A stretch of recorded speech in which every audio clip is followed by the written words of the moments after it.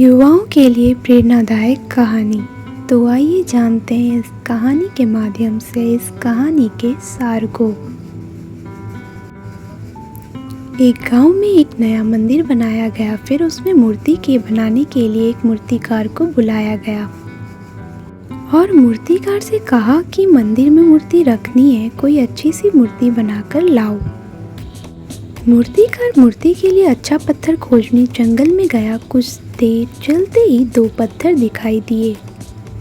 मूर्तिकार ने सोचा कि ये पत्थर ठीक है, इनको ही तराश कर मूर्ति बना लेता हूँ। मूर्तिकार ने अपने औजार निकाले। जैसे ही मूर्तिकार पहले पत्थर पर पहली हथौड़ी की चोट मारने लगा, वैसे ही पत्थर ने मूर्तिकार ने कहा कि मैंने तुम्हारा क्या बिगाड़ा है जो तुम मुझे हथौड़े से पीट रहे हो, प्लीज़ मुझे छोड़ दो। मूर्तिकार ने यह बात सुनकर पहले पत्थर को छोड़कर दूसरे पत्थर के पास गया। मूर्तिकार ने अपने औजारों से पत्थर को तराश कर मूर्ति बनाने में लग गया और एक अच्छी मूर्ति बना दी। मूर्ति को लेकर मूर्तिकार गांव के मंदिर में लेकर पहुंचा, जहां उसे रखना था। मूर्ति को रखने का समय आया। मूर्ति को रखने लगे। इतने में गांव वालों ने मूर्तिकार से कहा कि हमें एक पत्थर और चाहिए जिस पर नारियल फोड़े जाएंगे। मूर्तिकार को तुरंत उस पत्थर का ख्याल आया जिसे वह जंगल में छोड़कर आया था। मूर्तिकार जंगल में गया और पत्थर को ले आया। अब मूर्ति व पत्थर को एक जगह रख दिया गया। मंदिर में पूजा करने के लिए लोग आने लगे। सब वहां आकर मूर्ति पर फूल अर्पण करते और पास वाले पत्थर पर नारियल को मारते और फोड़कर मूर्ति के ऊपर नारियल का पानी चढ़ाते।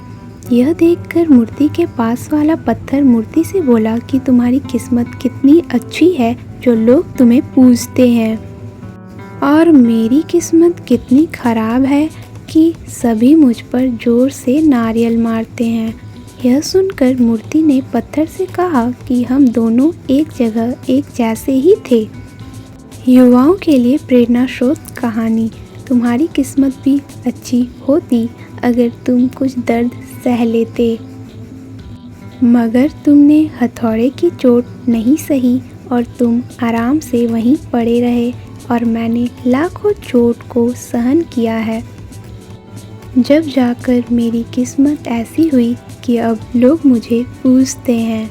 आराम व मुश्किलों से बचने का फल यही होता है। हमारे जीवन में छोटी छोटी मुश्किलें आती रहती है जिनसे हम बचना चाहते हैं, लेकिन आगे चलकर ये छोटी छोटी मुश्किलें बड़ी हो जाती है और हमें पता भी नहीं चलता। इसलिए हमें हर मुश्किलों का सामना करना सीखना चाहिए। इस कहानी के सीख से युवाओं के जीवन में बहुत बड़ा बदलाव आ सकता है। अगर आपको यह कहानी अच्छी लगी हो तो कमेंट, लाइक, शेयर करना ना भूलें। कहानी के अंत तक बने रहने के लिए आपका कोटि कोटि धन्यवाद।